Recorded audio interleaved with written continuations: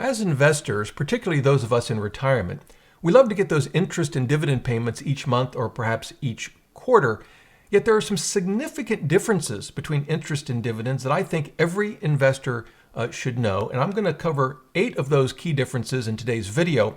Recently, I received an email from a viewer related to interest and dividends. They wanted to know, hey, Rob, I get the 4% rule, but how does it work in conjunction with interest and dividends? Do I get 4% plus the interest and dividends? How do those two things work together? A great question, and so we'll cover that at the end of the video. So let's dive right in. 8 key differences between interest and dividends. And the first one is the source, where they come from.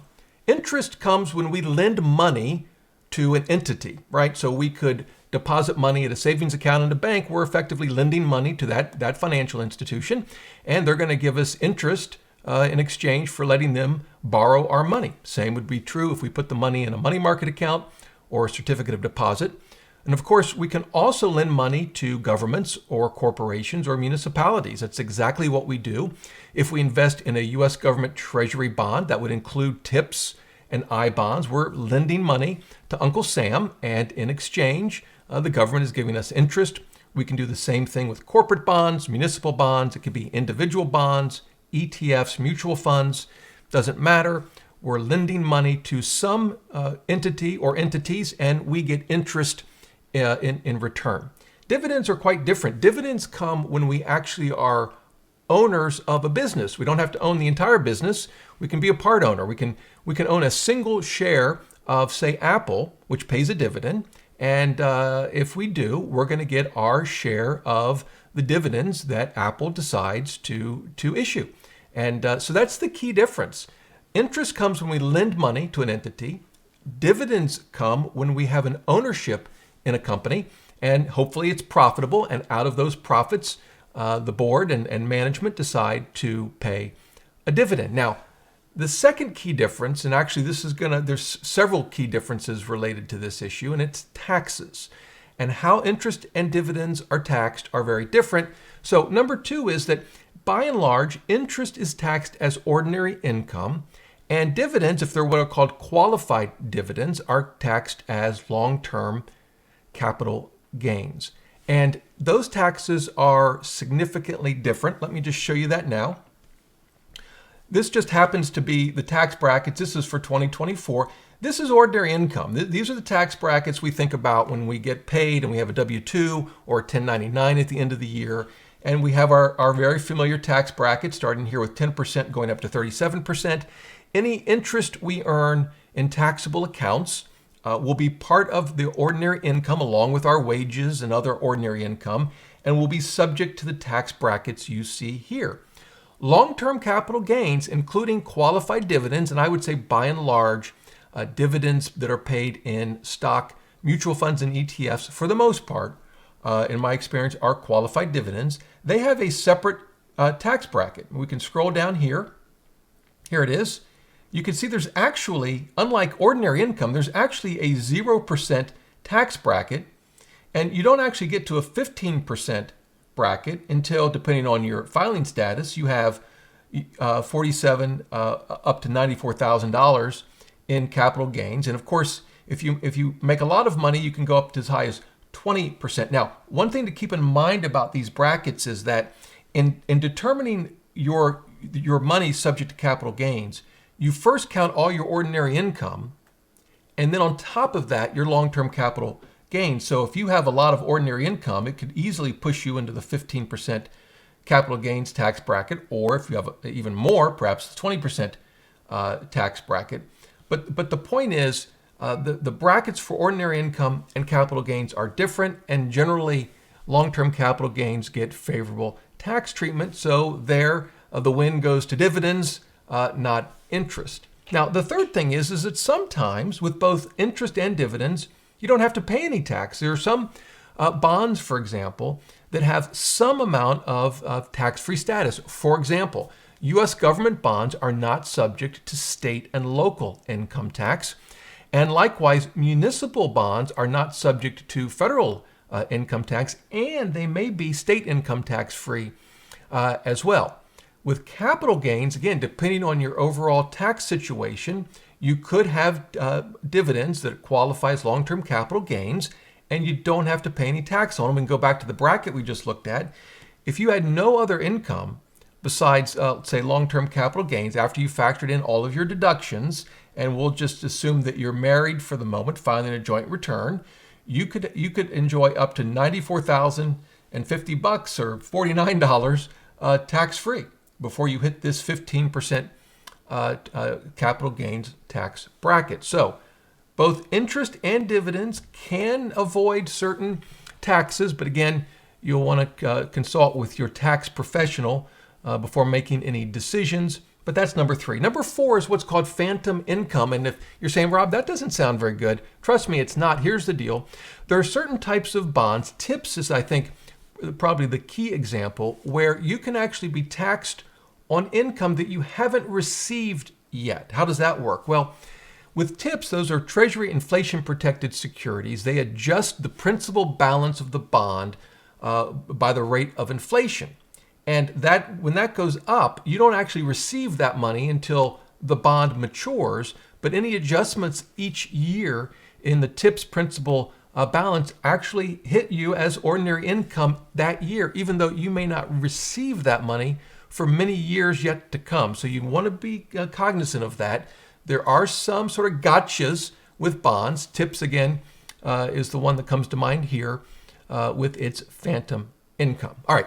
Number 5, legal obligations. The legal obligations buying interest and dividends are totally different. With interest, it's a contractual, legally enforceable obligation. When you lend money to the U.S. government, they are contractually bound to pay you interest. And if they breach that contract, you can sue them. You can sue a corporation that fails to pay interest on a bond that you've invested in.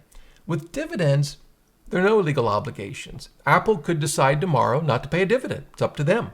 Of course, as shareholders, if enough of us were fed up with that, we might vote management out and put in new management or new board of directors, but there's no legal obligation for a company to pay dividends. And that's something to keep in mind. And in fact, if a company were to go bankrupt, its bondholders, which are going to be receiving interest, they would get paid ahead of any shareholders. Something, again, to keep in mind, one of the reasons that bonds are generally viewed as a bit safer than stocks. All right, number 6 is stability, and it kind of relates to the legal obligations in a way. Interest payments are, for the most part, there are some exceptions, but they are fixed.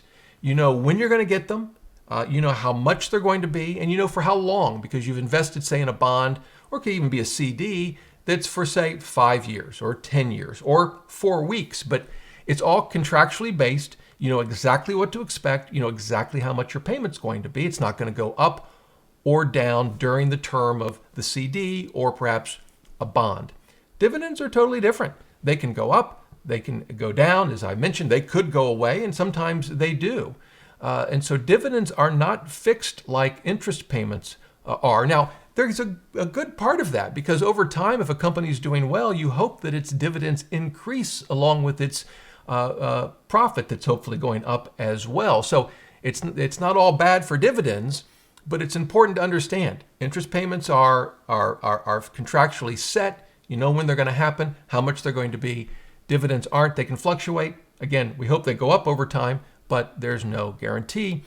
And the 7th difference, and it kind of relates to stability, is frequency. We know when interest payments are going to be made. If you have a savings account at a bank, it's probably accrued daily, gets paid monthly. If you have a bond, like a treasury bond, its interest is typically paid twice a year. But you know what it is. With dividends, it's different. Typically, dividends are paid every quarter. And for most companies, this is true as well for ETFs and mutual funds.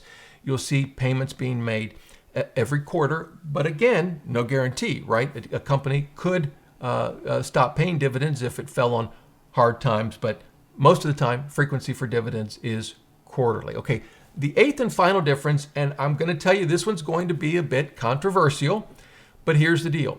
Interest payments make you richer, dividends do not. Now, before you go down and leave a nasty comment, and by the way, I welcome all your comments, even if you disagree with me, let me explain. If we invest, say, $1,000 in a savings account, and at the end of the month we earn $10 in interest.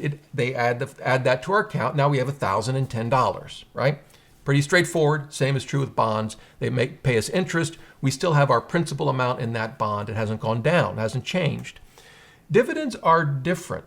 When a company pays a dividend, let's say a company is trading at $100 a share, could be an ETF at $100 a share as well, and it pays a 50 cents per share dividend. Yeah, you get that 50 cents, but the exchange where that stock or ETF is traded will actually lower the price of that investment by the amount of the dividend. So instead of having $100, say in stock, you have 50 cents in a dividend and $99.50 in a value of your share. Now, we don't often see that, right? Because stocks and ETFs, they're trading every day. Price is going up and down. It pays a relatively small dividend. You might not even notice it, and the stock ends the day either up or down, and you might not notice. But the fact of the matter is, dividends come out of the cash of a company. And if you have a company, let's just say you have your own company, it's worth $1 million, and you decide to pay yourself a $100,000 dividend, so you pull $100,000 out of your $1 million company, it's not still worth $1 million. You just pulled $100,000 out. It's now worth $900,000. Publicly traded companies and ETFs and mutual funds that invest in publicly traded companies are no different. Now, I want to show you one thing that you've probably seen before, something similar. This is a chart, happens to come from Schwab. And you'll notice they're saying total return is the blue line, which this would include the reinvestment of dividends. And this yellow line doesn't include the reinvestment of dividends. And there are many, many charts like this.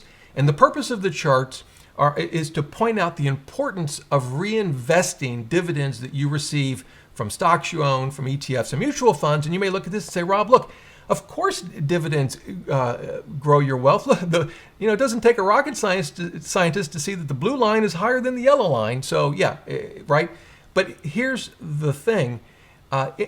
Dividends reinvested absolutely increase your wealth. By the way, investing any money that comes into your life, whether it's from a paycheck, a business you own, a gift, a bonus, dividends, taking that money you've received and reinvesting it or investing it back into your portfolio will absolutely grow your wealth.